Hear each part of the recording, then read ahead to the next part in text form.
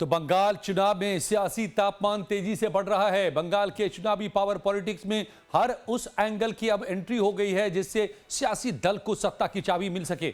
रामनवमी के बहाने पर बीजेपी एक बार फिर हिंदुत्व की लहर पर सवार होकर बंगाल में फतह की कोशिशों में जुटी है। वहीं ममता की पार्टी को अभी से ईवीएम में छेड़छाड़ का डर सता रहा है।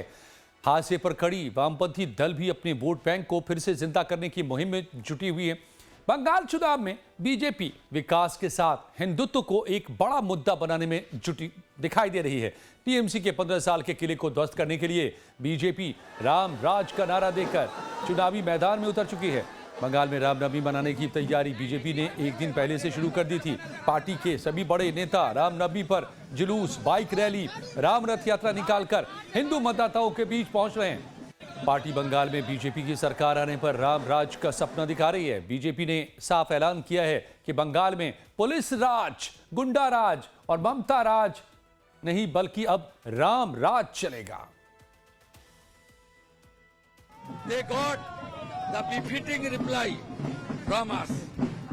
ये पुलिस राज नहीं चलेगा, गुंडा राज नहीं चलेगा, ममता राज नहीं चलेगा। हम सब हिंदू है, श्रद्धालु है।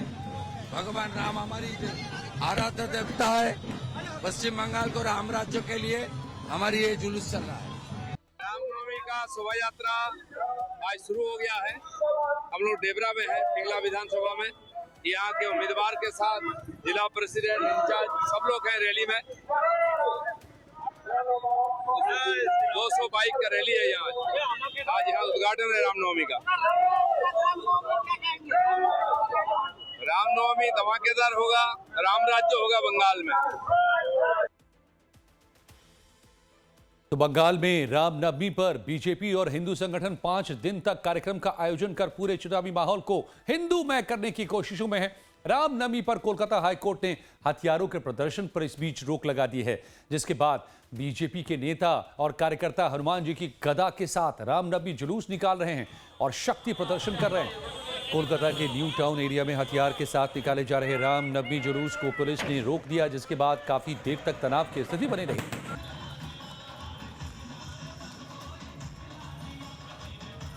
तस्वीरें बता रही हैं कि पूरे बंगाल में आज रामनवमी की धूम और लगातार बीजेपी इस रामनवमी को लेकर के पूरे बंगाल में इसका आयोजन करती दिखाई दे रही है और जगह जगह पर यहां जुलूस निकाला गया। सड़क पर तमाम उतरे कार्यकर्ता बीजेपी के रामनवमी का उत्सव मनाने और ऐलान सिर्फ एक कि अब ममता राज नहीं राम राज होगा। शक्ति का प्रतीक है, इसलिए ध्वजा उठाना आम बात है। कोई भी आदमी उठा सकते हैं। उद्देश्य यही है कि ये लेके सब कोई एकत्रित है और अपना जो साधन है, शक्ति है, इसको एकत्रित करें। अरे एक पंडित जी अपना मंदिर का पूजा करने के लिए कुछ लेके आए थे, उनको रोकने के चक्कर में सारे मॉब के बीच में एक सीन क्रिएट कर दिया यहाँ के पुलिस ने। ये सब कुछ नहीं है, ये सब बकवास है। ये लोग सिर्फ एक ही चीज जानते हैं कि कैसे हम लोग को हैकल करके अगेंस्ट पार्टी को खुश किया जाए।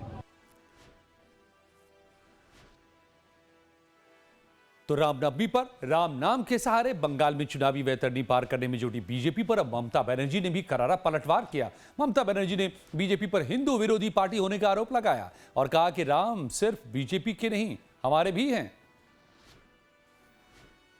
काशी विश्वनाथ टेम्पल करार समय कत मंदिर भेंगेছিলেন, कितना मंदिर तोड़ा था आपने। दिल्ली का काली मंदिर कौन तोड़ा था? आप क्या धर्म का बात करते हैं? हम हिंदुस्तान में जो जन्म लिया है ना, बंगाल धर्म का सबसे बड़ा जगह है जो हर धर्म को लेके चलता है, मोहब्बत से, प्यार से, रिश्ता से। हर फेस्टिवल हमारा फेस्टिवल होता है। अभी भी देखिए, আপনারা দেখুন আজকে মা দুর্গা বাসন্তী পুজো যেটা হয়, কালকে অন্নপূর্ণা পুজো হবে, পরশুদিন রামনবমী হবে, সব বেরিয়ে পড়বে। আমরাও করি রামনবমীর মিছিল। রাম তোমাদের কেনা নয়, রাম রাজ্য মানে ভালো রাজ্য। तो बंगाल के चुनावी मैदान में बीजेपी पूरी सीना के साथ उतरी है। चुनाव में जीत के लिए बीजेपी को वो हथियार इस्तेमाल बीजेपी कर रही है जिससे उसे जीत की उम्मीद नजर आ रही है। बीजेपी के चुनावी कैंपेन का मुकाबला करने के लिए टीएमसी ने ईवीएम का राग अलापना भी शुरू कर दिया है।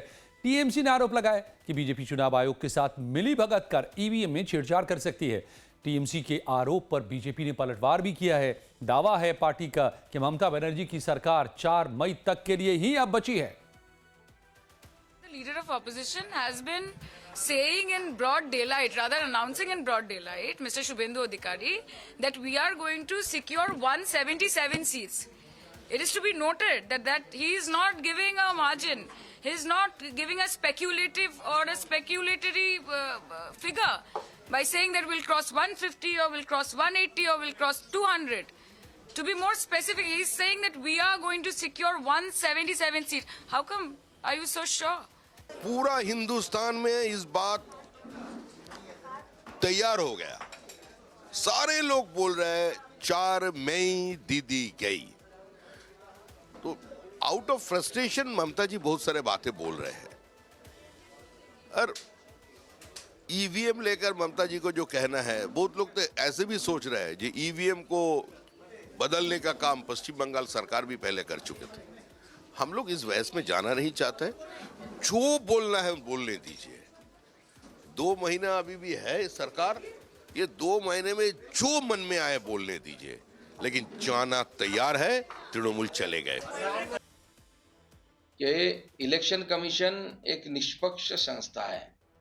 इलेक्शन कमीशन के खिलाफ आपके पास अगर पुख्ता सबूत है तो आप कोर्ट जाइए, और कम से कम बीजेपी आपकी अगर मान भी ले, बीजेपी तो इलेक्शन कमीशन को यूज करे, शांतनु को तो नहीं यूज कर रही पैसा उठाने के लिए।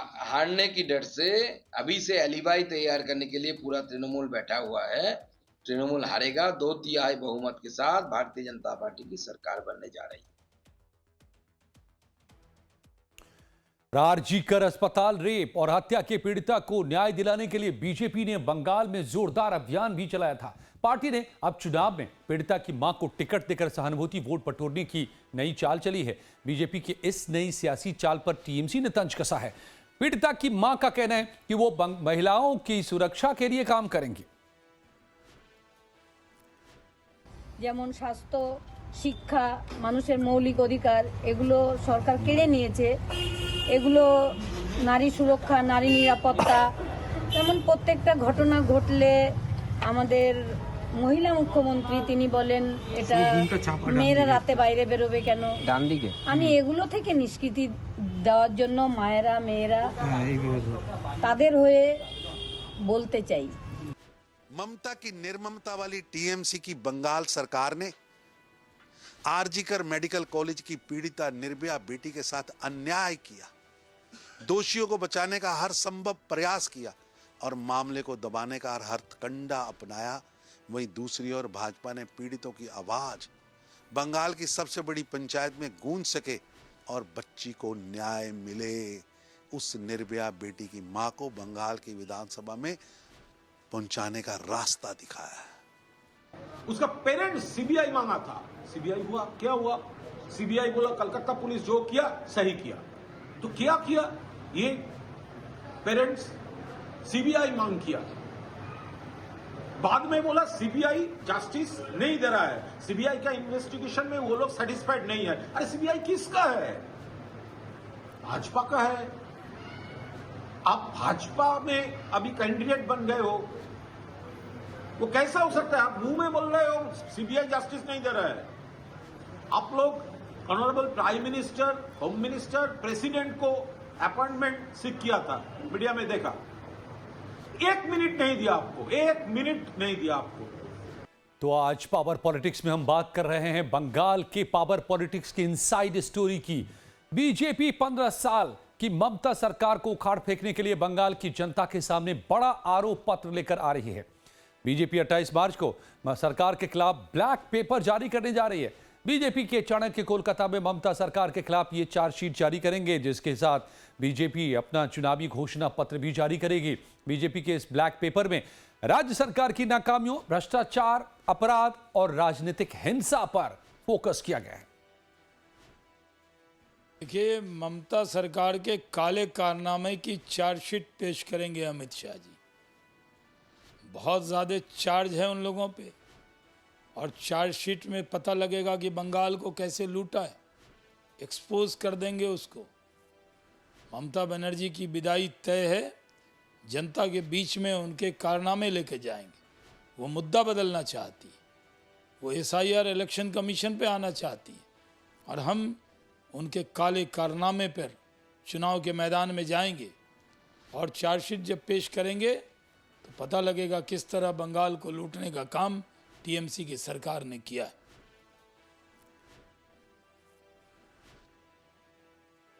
तो TMC के खिलाफ बीजेपी के आने वाले ब्लैक पेपर को पार्टी सियासी स्टंट बता रही है।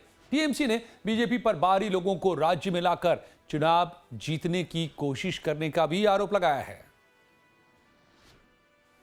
हम वहाँ पे 2011 से हमारा शासन है, लोग हमको चाहते हैं, चाहे उत्तर बंगाल हो, चाहे दक्षिण बंगाल हो, चाहे पश्चिम हो, चाहे पूरब हो, चाहे मध्य बंगाल हो। ये लोग जितना मर्जी प्रयास कर लें, लोगों के हृदय से ममता बनर्जी को तो निकाल नहीं सकते। तो इनका प्रयास है, बहुत इन्होंने बेड़ी चोटी का जोर लगाया, बहुत दम लगाया, सब कुछ प्रयास किया, लेकिन सफल नहीं हो पाए। और 250 से ज्यादा सीट लेंगे। और वह मैं आपको उदाहरण देता हूं, 2011 में सीटें जितनी थी 2016 में बढ़ गई, 2016 में 2021 में हुआ तब वहां सीटें बढ़ गई। तो फिर अगर उस ट्रेंड को देखा जाए तो एंटी इनकम्बेंसी है नहीं, सीटें बढ़ती रहती हैं। दरअसल बंगाल चुनाव में बीजेपी ममता बनर्जी के शासन को कुशासन साबित करने में हर वो कोशिश कर रही है जिससे वो पहली बार बंगाल की सत्ता में आ सके, जबकि TMC विकास के मुद्दे के साथ चुनावी मैदान में टिकी हुई है। पश्चिम बंगाल के चुनाव के लिए बीजेपी का प्लान इस बार बिल्कुल अलग है।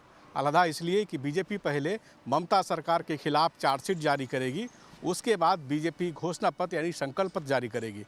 पार्टी का प्लान है कि पहले ममता सरकार की नाकामियों को जनता के सामने लाया जाए, उसके बाद बीजेपी की सरकार आने के बाद कैसे उसको ठीक करना है और बीजेपी क्या क्या प्रस्ताव कर सकती, क्या क्या वादा कर सकेगी, उस बात का उल्लेख संकल्प पत्र में होने वाला है।